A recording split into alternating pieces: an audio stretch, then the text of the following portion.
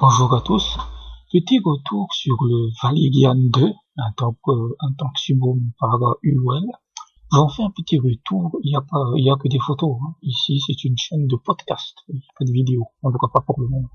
J'ai pas fait beaucoup de revues et j'estime que c'est un gâchis de pas avoir fait beaucoup de revues pour le Valerian, parce que pour moi, dans son style de vape, c'est-à-dire de la très grosse vape, c'est le meilleur atomiseur de 2019, sans aucune hésitation, honnêtement, sans aucune hésitation. Moi, je ne l'utilise pas, puisque c'est pas ma vape. Je l'ai reçu dans un concours, en fait, et j'ai été bluffé par cet auto. En fait, dans tous les compartiments, le Valerian 2 est une merveille, en fait. C'est vraiment une merveille. Alors, qu'est-ce qui a coincé avec cet auto? Est-ce qu'il a, certains ont trouvé des défauts? Non. C'est juste à la faute, à la poisse. C'est que le Valerian 2 est sorti quasiment le même jour que le TFV16 de Smoke. Et la puissance marketing de Smoke est 1000 fois plus importante. Et la marque peut payer des reviewers, il y a beaucoup de promotions, même UL aussi propose beaucoup de promotions, mais UL considère que ces produits parlent pour lui, en fait. Et c'est vrai, c'est pour ça que j'en parle. UL ne m'a pas envoyé l'auto, hein. Je l'ai gagné dans un concours, il n'a pas payé, etc. Mais voilà, je voulais juste faire un petit retour. C'est un auto monstrueux, c'est à peu près 29 mm diamètre pour 6 mètres de contenance. Alors, quel est déjà le premier point positif? C'est que le design est juste splendide. C'est vraiment, c'est un bijou, ce truc. Quand vous le tenez en main pour la première fois, c'est vraiment, moi j'ai la version SS là, c'est du chrome mais qui brille de mille feux. Ensuite, la finition.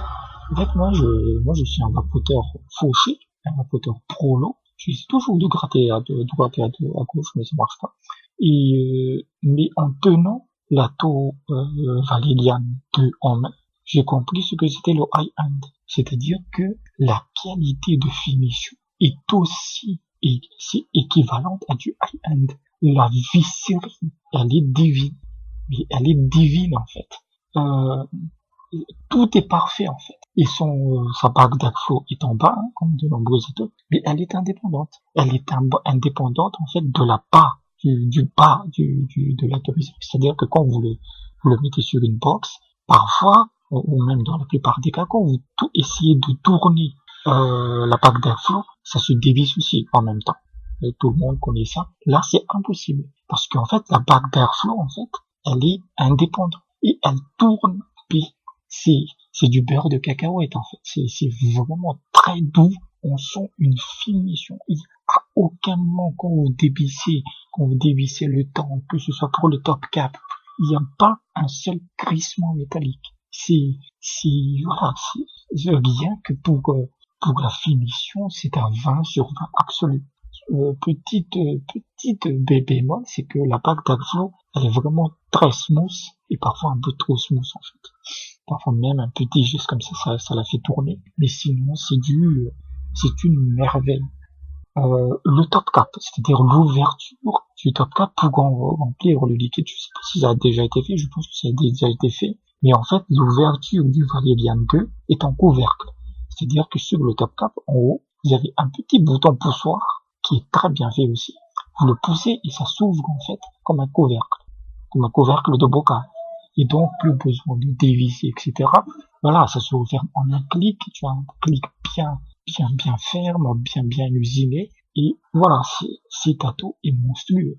Ensuite, en termes de résistance, que je regarde un peu, donc il est fourni techniquement avec 4 types de résistance. On a du quadruple coil, du single mesh, du dual mesh et du triple mesh. Le quadruple coil, c'est du fil simple, 0,15 ohms avec une puissance entre 100 et 120 watts recommandé.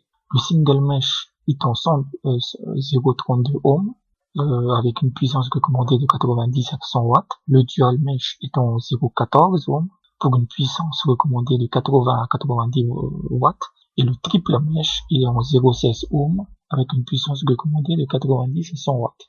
Donc moi après voilà, moi je le vois pas, je l'ai testé pendant quelques jours en fait, c'était je pense la dual mesh que j'ai fait et franchement c'est bluffant, la quantité de saveur est bien présente, la vapeur est vraiment gigantesque. Après clairement c'est un anti-boom donc ça peut pas rivaliser avec un reconstructible par exemple, alors que moi je suis principalement en MT reconstructible, mais je retrouve bien les saveurs en fait, elles sont bien décortiquées par l'atto. Après c'est de la très grosse vape, je veux dire si vous vapez à 70 watts c'est pas pour vous honnêtement. Moi j'ai commencé à 85 watts, là ça commence à s'exprimer comme on l'a vu avec les résistances là, la minimum c'est 80-90 watts pour la dual mesh. Et ça va, voilà, ça va de 90 à 100 watts en général. Donc, on sait tous que plus vous montez en puissance dans un atome, plus les saveurs vont s'estomper. Et là, non, les saveurs sont bien présentes en fait. Donc, j'ai même j'ai fait de la vape en chaîne pour voir s'il chauffait. Il chauffe pas trop. Après, j'ai pris que 5 ou 6 tafs simultanés. Ou à la suite, ça chauffe pas trop en fait. Donc très bon natto dans tous les sens du terme et il écrase littéralement le TFV16. Désolé mais voilà, il écrase littéralement le TFV16 en termes de saveur. J'ai eu l'occasion de tester le TFV16, il y a même pas photo en fait, parce que un produit ça se juge par l'ensemble du truc. À UOL, il est très rare qu'il fasse un produit défectueux. Donc vous avez le design, vous avez la finition, vous avez les résistances. C'est du mesh, donc ça dure assez longtemps. J'ai vu des avis qui disaient 20 jours, 3 semaines, parfois un mois. Donc voilà. Smoke, déjà les résistances du TFV16, c'est quasiment 15 balles la paire, les deux résistances. Donc c'est très cher.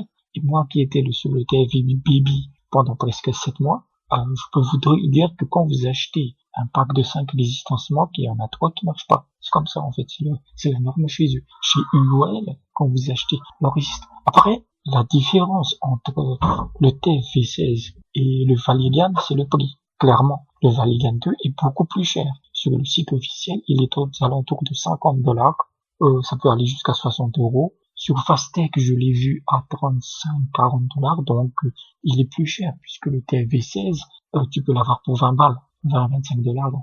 Mais Smoke se rattrape sur les résistances. Le prix des résistances du Validian 2, d'après ce que je me souviens, c'est 8 à 10 $ sur les sites chinois pour la paire, pour deux résistances. Et sur le site officiel, c'est entre 11 et 14 $. Donc c'est pas non plus la résistance la moins chère, mais vous n'aurez quasiment pas de résistance défectueuse. Donc le Validian 2, il est parfait. En fait, je lui trouve aucun défaut. Le seul défaut que je lui trouve, que je suis dégoûté, que je n'ai pas un atto de cette qualité pour mon style de vape, genre 40 à 60 watts, voilà, une vape un peu pépère. Ça, je suis dégoûté. Par rapport aux fuites, l'atto, comme je dis, je l'utilise plus. Donc, il était dans mon armoire en position couchée pendant à peu près 2 mois. Il y a eu quelques sointements, mais le truc ne fuit jamais. Je veux dire, il était resté couché avec du liquide, avec le temps qui était moitié rempli à moitié. Il était resté couché pendant 2 mois. Il y a eu quelques sointements, il y a eu une ou deux gouttes au maximum. Donc, voilà, moi je n'ai rien contre Smoke, hein, mais franchement je suis dégoûté que autant de reviewers lèchent le cul de Smoke et du TFV16, alors que le Validian 2 est tout aussi bon et même largement supérieur en termes de finition, en termes de saveur et de vapeur. Donc si vous êtes un gros vapoteur, si vous cherchez de la grosse vape de 90 à 100 watts, allez-y, testez le Validian 2. Je vous demande pas de l'acheter. C'est pas quelque chose que je vous recommanderais. Si vous avez un ami qui en possède un, testez-le, en fait. Testez-le, vous verrez la différence, en fait.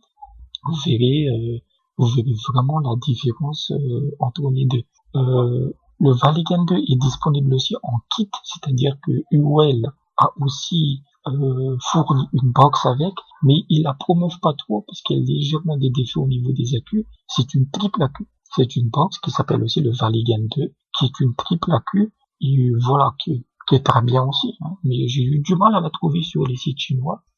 Il y en a un sur Subsmore, je l'ai trouvé.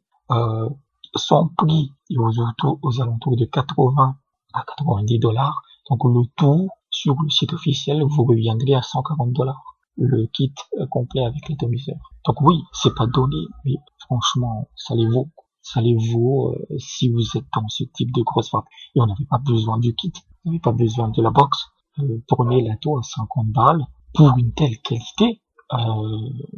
Je défie une marque de proposer un truc similaire. Franchement. Donc c'était juste pour équilibrer un peu le truc de tout le monde parle du TV6, tout le monde parle du TV6. Le Valiant 2, voilà, c'est un géant et le TV6 c'est un petit nain à côté.